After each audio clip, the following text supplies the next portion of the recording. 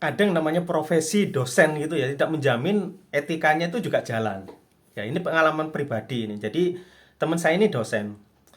Eh, Teman yang jadi dosen ada beberapa, tapi saya mau cerita ada dua orang. Jadi yang pertama, teman saya ini salah satu dosen di Fakultas Psikologi ya. Fakultas Psikologi, kemudian cerita koleganya. Ya gimana bro, ini eh, kemarin itu Bu Ine ya. Bu Ine ini salah satu dosen senior ya. Main ke dekanat gitu ya. Di ruang dosen lagi ngumpul-ngumpul ceritanya dengan kolega yang lain bla bla bla. Kebetulan di situ di meja dekannya itu kebetulan juniornya dia lah. Jadi satu tingkat lebih muda daripada Bu Ine ini. Diliatin. Nah, Bu Ine nyelepos apa? Wih, enaknya jadi dekan ya, gajinya sekian gitu kan. Yang lain itu pada bengong gitu. Sekarang kamu bayangin bro, ya Bu Ine ini kan dosen nih, dosen cukup senior lah di Fakultas Psikologi. Kok bisa nggak ngerti psikologi orang kayak gitu kan? Jadi dia enak ya, gajinya dekan sekian gitu kan. Lah yang jadi dekan karena yang ngomong ini lebih senior ya, udah peringas-peringis saja gitu kan. Jadi orang belajar psikologi belum tentu dia ngerti psikologi orang kalau dalam praktek ya, dari praktek. Kemudian yang kedua saya cerita. Ini cerita dari teman saya yang dosen ya, teman saya dosen di Fakultas Teknik di salah satu kampus negeri. Jadi ceritanya seperti ini. Temennya ya, temennya sebut saya namanya Andi ya. Ya. Temennya Andi ini dia jadi dosen, dia dapat proyek kayak gitu. Dapat proyek. Nah, sebut saja eh, yang dapat proyek ini namanya Bobby. Jadi Bobby ini dapat proyek lah, yang dapat proyek ini Bobby ya, ingat ya.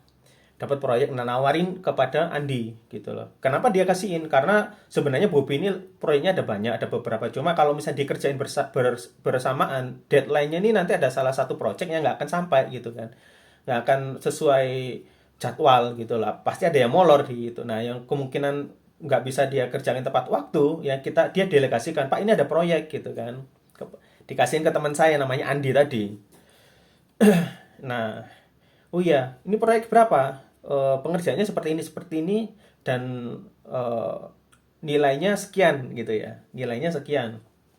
Oh ya sudah gitu. Nggak banyak sih zaman itu ya. Zaman itu proyeknya itu bisa buat motor paling NMAX lah gitu ya. Dapat NMAX baru kayak gitu. Oke, dikerjakanlah sama teman saya yang namanya Andi ini. Sesuai ya bagus kerjaannya, tanggung jawab, dan akhirnya dibayarlah gitu lah sama pemberi proyek. Jadi Andi ini bukan perantara ceritanya. Nah, teman saya tadi bawa motor, wah motornya keren ini gitu kan. Nah, jawablah teman-teman saya ini tadi, oh iya ini dapat dari ini Pak, pencairan proyek yang sudah selesai kemarin.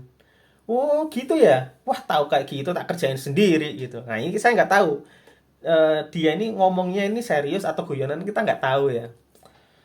Tapi teman saya ini naik darah gitu, otomatis ngomong, ini kalau mau ini loh Pak, ambil Pak. Nah, ngomongin masalah harga diri gitu kan. Nah, tapi temannya akhirnya minta maaf gitu ya. Maaf, maaf Pak gitu kan. Cuma ya yang namanya tersinggung ya masih pasti ingat terus gitu kan. Dimaafkan tapi kadang-kadang nggak bisa dilupain kayak gitu itu.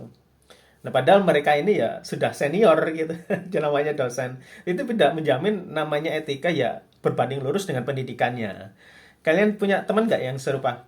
Kadang-kadang itu udah dewasa, tapi kadang-kadang itu nggak tahu etika gitu. Bisa ikutan sharing di komen ya.